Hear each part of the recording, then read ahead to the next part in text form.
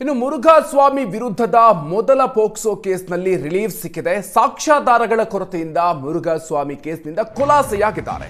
ಈಗ ಎರಡನೇ ಪೋಕ್ಸೋ ಕೇಸ್ನಲ್ಲಿ ಸಂಬಂಧಪಟ್ಟಂತೆ ವಿಚಾರಣೆ ನಡೆಯಲಿದೆ. ಇವತ್ತು ಧಾರವಾಡ ಹೈಕೋರ್ಟ್ನಲ್ಲಿ ವಿಚಾರಣೆ ನಡೆಯಲಿದೆ.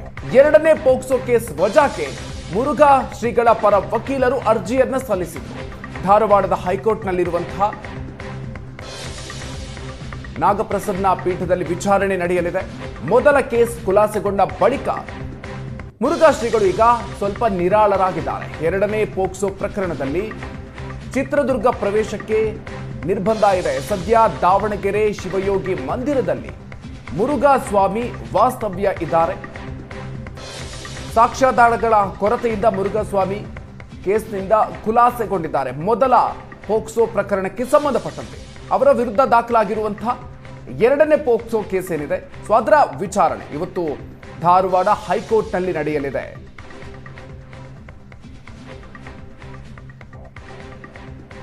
ಸಾಕ್ಷ್ಯಾಧಾರಗಳ ಕೊರತೆಯಿಂದ ಮುರುಘಾ ಸ್ವಾಮಿ ಕೇಸ್ನಿಂದ ಖುಲಾಸೆಯಾಗಿದ್ದಾರೆ. ಮೊದಲ ಪ್ರಕರಣಕ್ಕೆ ಸಂಬಂಧಪಟ್ಟಂತೆ ಪ್ರಕರಣದ ಮೂವರು ಆರೋಪಿಗಳು ಕೂಡ ನಿರ್ದೋಷಿಗಳು ಅನ್ನುವಂತಹ ತೀರ್ಪನ್ನ ಮೊನ್ನೆಯಷ್ಟೇ ಚಿತ್ರದುರ್ಗ ಜಿಲ್ಲಾ ಕೋರ್ಟ್ ಆದೇಶವನ್ನ ನೀಡಿತ್ತು.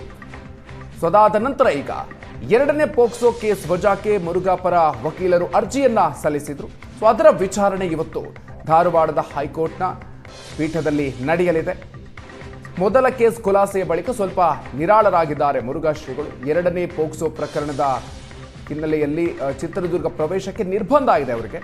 ಸೊ ಸದ್ಯ ದಾವಣಗೆರೆಯ ಶಿವಯೋಗಿ ಮಂದಿರದಲ್ಲಿ ಮುರುಘಾ ಸ್ವಾಮಿ ವಾಸ್ತವ್ಯ ಇದ್ದಾರೆ.